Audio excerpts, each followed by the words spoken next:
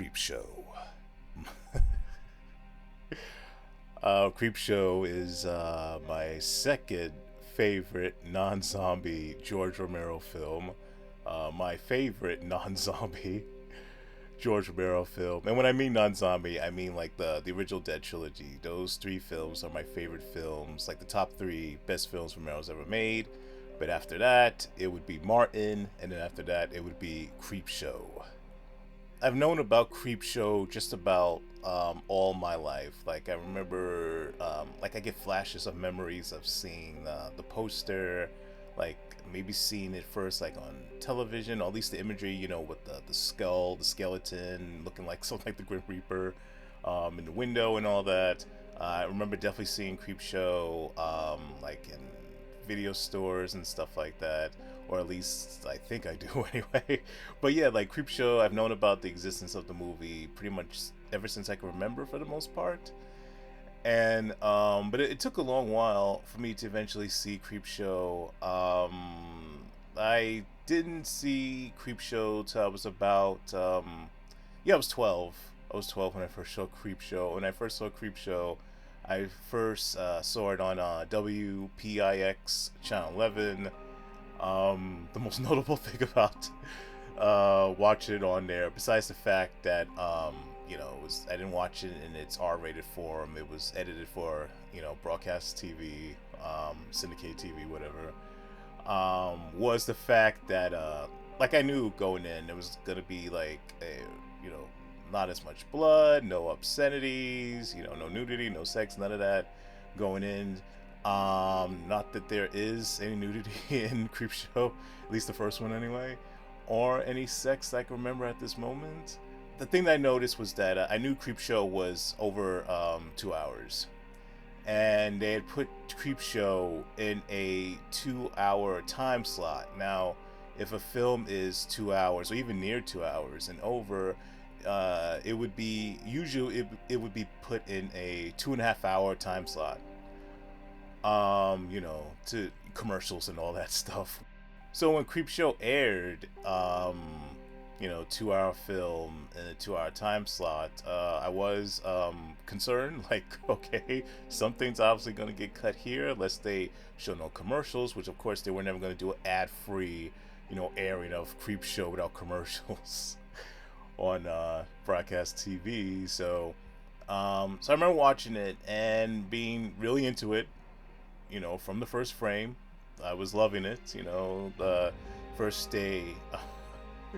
I'm sorry, the first story was of Father's Day. Um, you know, uh, Basically typical tale of I mean, pretty much, more than one of the tales.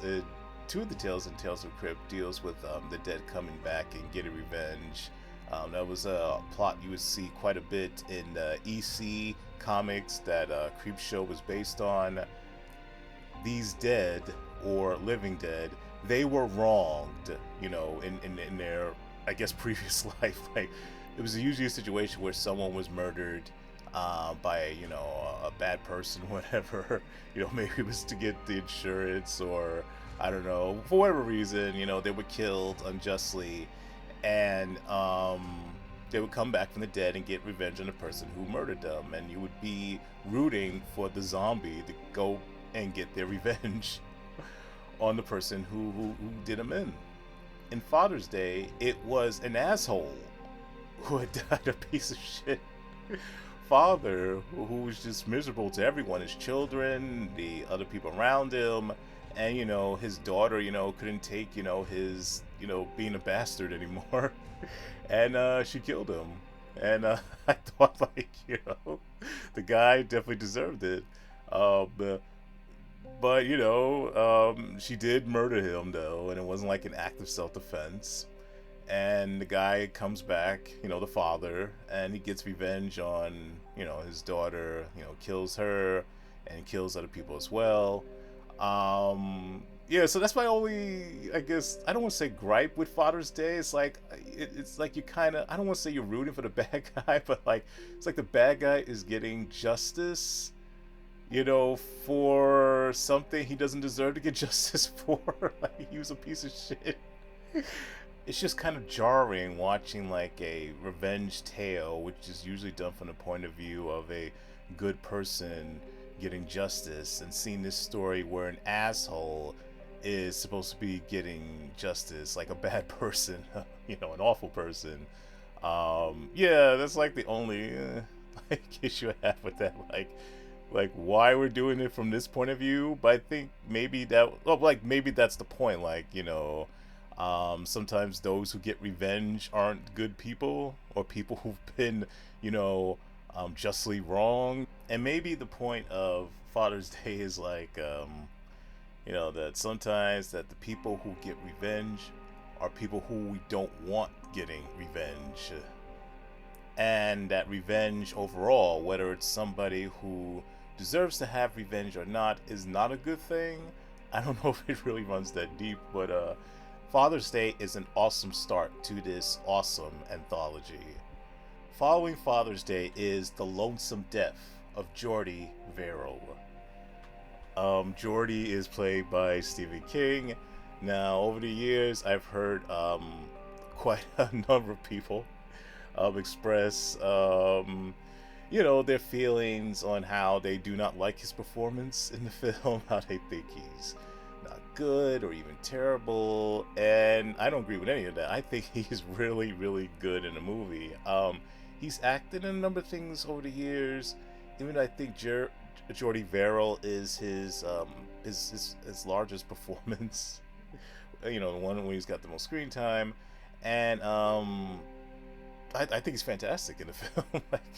I can't imagine anybody else being in that role. And you feel for the character. Like, he's convincing in the role. Like, I'm not thinking I'm watching Stephen King. I'm actually seeing Stephen King bring a character to life. I don't see any false notes in his performance.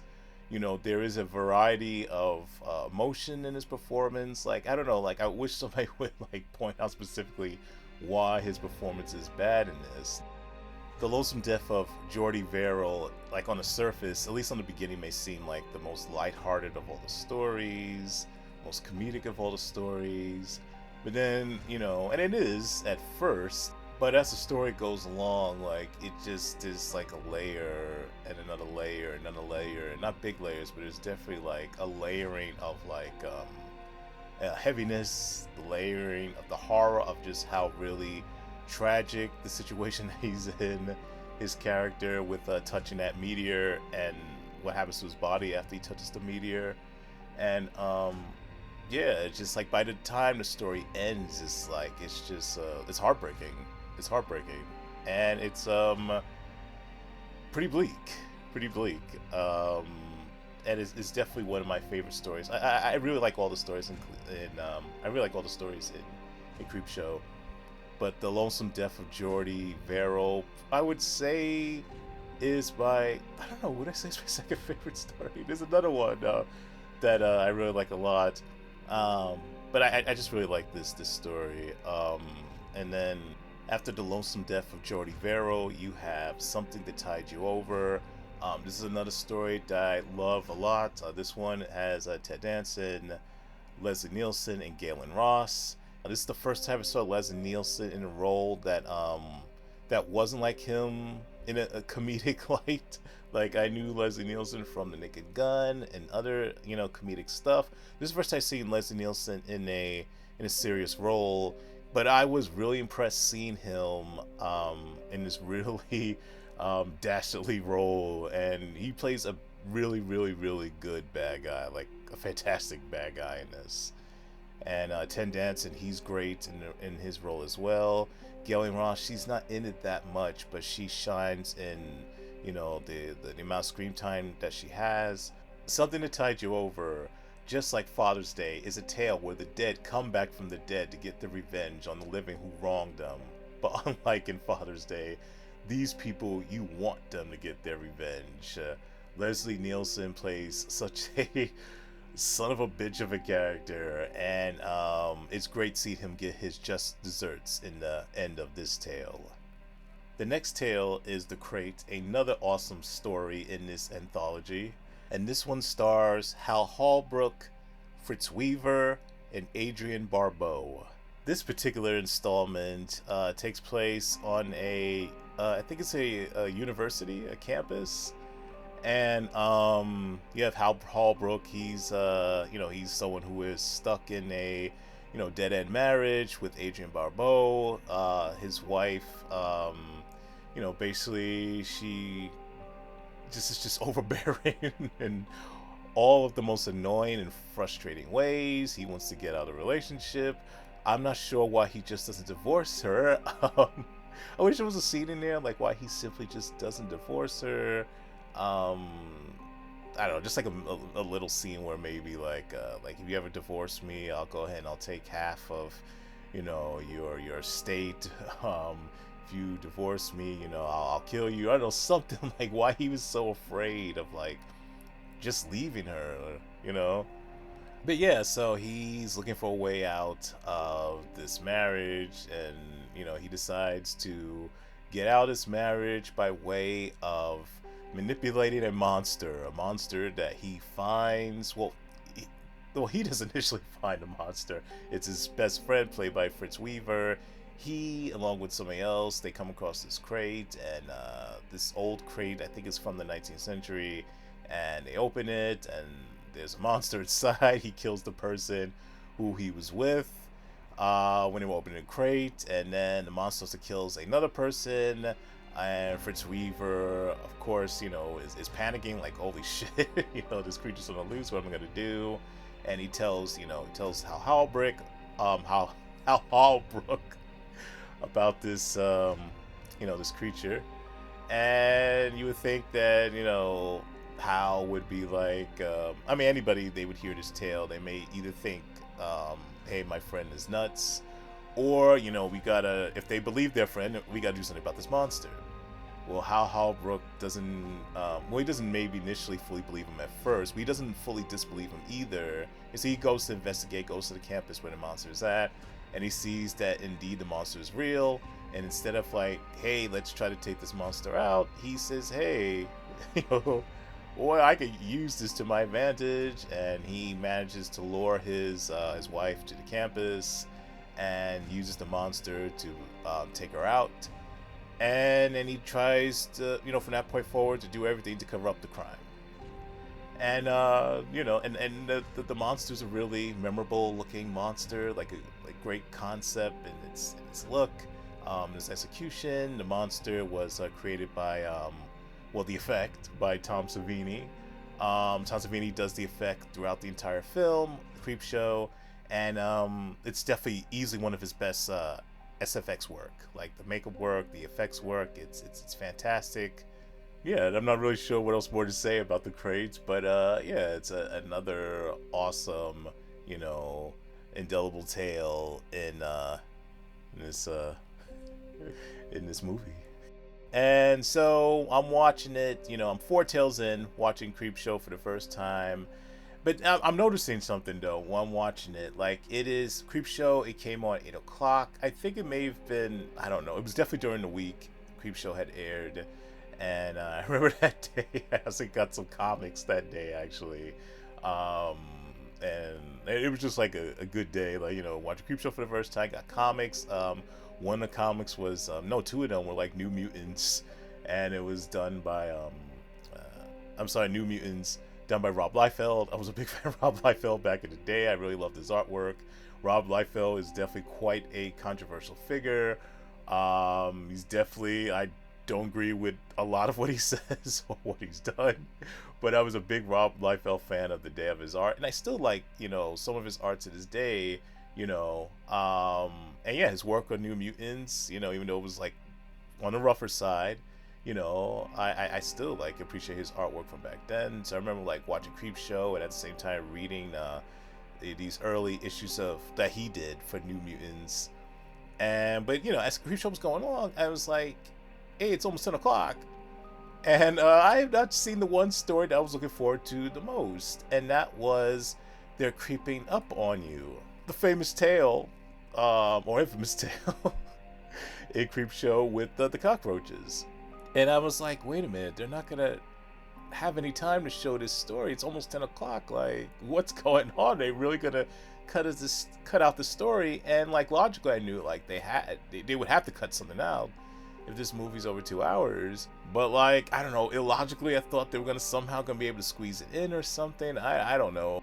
So after the crate ended, you know, it went straight to the wraparound story of Creepshow, which has Joe King, Stephen King's son. He plays the son of Tom Atkins. And Tom Atkins in the movie plays this, you know, asshole father who doesn't like his kids reading comic books and goes ahead and throws away, you know, his son's Creepshow comic book, and his, you know, his son vows revenge on his father for throwing out his comics. And also Joe goes ahead and, you know, the son, you know, gets back at his father for being a piece of shit. And then the movie ends. Then I'm like, what the fuck? I was just, and I thought I was having such a good day, you know, and yeah, the movie went off, and I never saw the show, and I never saw the story. They're creeping up on you. The story I was looking forward to the most. Like, I remember, like, just seeing images from they're creeping up on you, particularly like the ghastly imagery. Like, I remember seeing a commercial for Tom Savini's, I think it was Screaming Greats. And inside the commercial for it, they showed scenes from the various films he worked on. And one of the scenes they showed was the cockroaches exploding out of the body of E.G. Marshall, who was the star of They're Creeping on You. And I'm like, whoa. It was like a behind the scenes moment. It wasn't like the actual moment from the film. But I'm like, wow, I can't wait to see that. And I didn't see that when I first saw Creepshow. And I wouldn't see that moment for about 5 years. You know, I didn't see the tale of, you know, They're Creeping on You, and I felt disappointed. Really loved the experience watching Creepshow for the first time, but also was a deflating one. And yeah, like I said, it would be some years if I would see Creepshow again. And it was ultimately, you know, I did get to see, you know, the full unedited version of Creepshow. It was on cable. I did ultimately get to see it, and it was on Showtime. And by this point, I believe I was 17, or on the verge of turning 17. And I was like really excited. Like, finally, I'm gonna see Creepshow like in its R-rated form, and I'm finally gonna be able to see Creepshow, like the Creepshow tale I wanted to see more than any other. They're Creeping Up on You. I remember watching, you know, They're Creeping Up on You, and I just remember just being like freaked like the fuck out by this tale that I had been anticipating for so long. And like, it's just like, it really unnerved me. Like, I can't even think of any horror thing that unnerved me, any horror anything, not a horror video game, not a horror movie, TV show, that nerved me this much as watching the final installment in Creepshow. It was those fucking roaches, man. That fucking just like disturbed the shit out of me. It was just like, you know, I think why other horror tales don't. I mean, horror in general doesn't do anything for me in terms of scares. I haven't been scared by a horror movie since I was 10 years old. I wasn't even watching Alien. I wasn't scared watching Alien. It was like after watching Alien that I was scared. Alien didn't do anything to me at all when I watched it.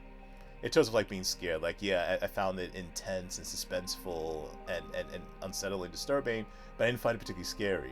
But I remember that night after watching Alien for the first time, or it may have been a couple of nights later, I couldn't go to sleep because I kept thinking about that scene in Alien. Like the final confrontation between the xenomorph and Ripley, and him, like, or it, you know, being outside that ship, you know, after Ripley goes ahead and shoots it with the spear gun, and then just like how it's just like kind of dangling in space and it's desperately trying to get back in, and I don't know, that imagery just haunted me. Eventually I did fall asleep. But yeah, that was the last time horror film like scared me. And again, it wasn't actually watching it scared me, but They're Creeping on You didn't scare me, but it just fully just unsettled me. Like, it got underneath my skin. Like, it, like, I don't know, just like after watching They're Creeping Up on You. Like, I remember for the next day and the day after, like, I was just like getting like paranoid about roaches. Like, and the place we were living at the time did have roaches. It didn't, the place wasn't heavily infested. It was only like a roach here and there from time to time, but it had roaches, and it had roaches particularly in the kitchen. And I remember like, I don't know, it might have been, I don't think that actually that day, but like I remember one time like living in this particular place and opening one of the kitchen drawers where we had the silverware, and it was like roaches. There was like a roach in there. I think it might have been in the silverware or whatever. Like it like just freaked me out, and I don't know, but like I remember thinking about that, like because I'm pretty certain that happened actually beforehand, watching that particular tale of Creepshow. But I remember thinking about that, like opening the kitchen drawer, like I'm gonna find a roach in there. I'm gonna find a roach here. I'm gonna find a roach there. Like I was thinking, like a roach was gonna pop out throughout the whole entire day because of watching They're Creeping Up on You. I was seriously crazy, fucking paranoid that whole day. And then the next day wasn't as bad, but like I was just thinking like roaches are just gonna pop up. Like I remember feeling my skin crawl and all that. Like nothing else I've seen has ever done that to me, before or since. Like I've certainly been disturbed by horror films since then, heavily disturbed, like having certain imagery in my head and all that, but not to the point where I got physically like distressed or discomfort, like feeling like my skin was crawling, feeling paranoid. Like I just never experienced that before or since. And so yes, George Romero, like the genius that he was the only like director to make something that made my skin literally crawl. Um, yeah, They're Creeping Up on You. That definitely is not a tale for everyone, particularly if you have a fear of insects. And I don't have a particular fear of insects, but you know, but like at least not in any like huge way. I think most people to some degree have some, baseline fear of like insects, and maybe more so, not so much the insects themselves, but like their place getting infested, or I don't know, and it an insect like crawling in their ear when they're asleep, or biting them and leaving them with welts, whatever. A normal, somewhat healthy amount of fear towards insects. I don't know. They're Creeping Up on You is to me my favorite tale inside Creepshow. It does exactly what horror is supposed to do. Revulse you to the core. And it's well acted, it's well written, it goes at a very good pace. The characters are memorable, even though there really aren't that many characters. This was another one similar to Something to Tide You Over, where it has a very, very small cast of characters.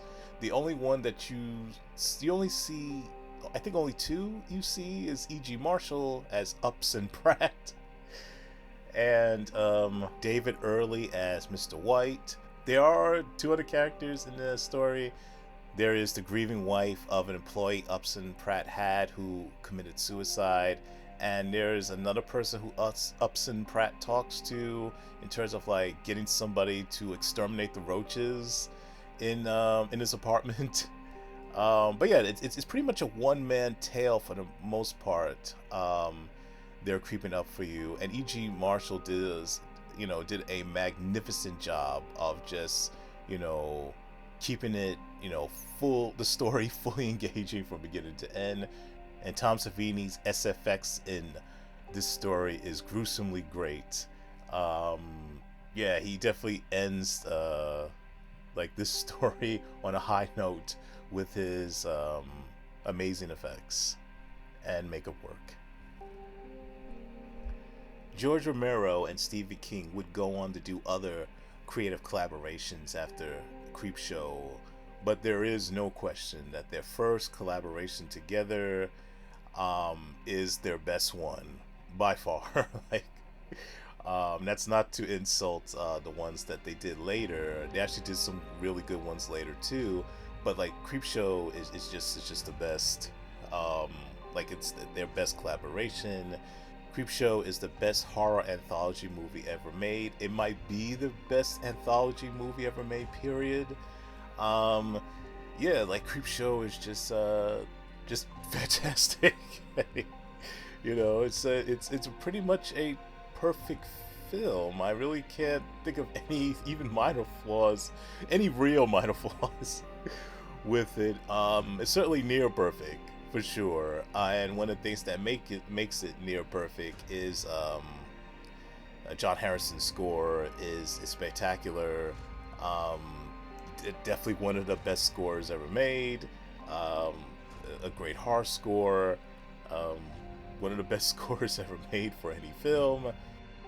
Perfect horror score. Creepshow meets that definition to a T. George Romero and cinematographer Michael Gornick were doing something really novel and innovative with the visual look of the film. Like, um, there was just nothing like it before, and uh, very much like resembled a comic book, like very much like in the same style, at least the spirit of, you know, the wonderful EC comics that the movie was inspired by, but also added its own thing as well, like just its own distinct identity, different from what was done in EC comics. Like, it was very much reminiscent of those comics, but it was also very much its own thing. Um, and it just looks incredible. Like the use of colors, the use of composition, and just like the framework, how they try at times to make it look like a literal comic book brought to life, like with panels and lettering and just everything you would expect a comic book of that time, you know, to look like. Did a great job of replicating that for the screen. Definitely like another distinct, you know, visual masterwork in Romero's body of work, and Michael Gornick's body of work as well. Creepshow is a fun, frightening, fearsome, and fantastic movie that you will not mind creeping up on you.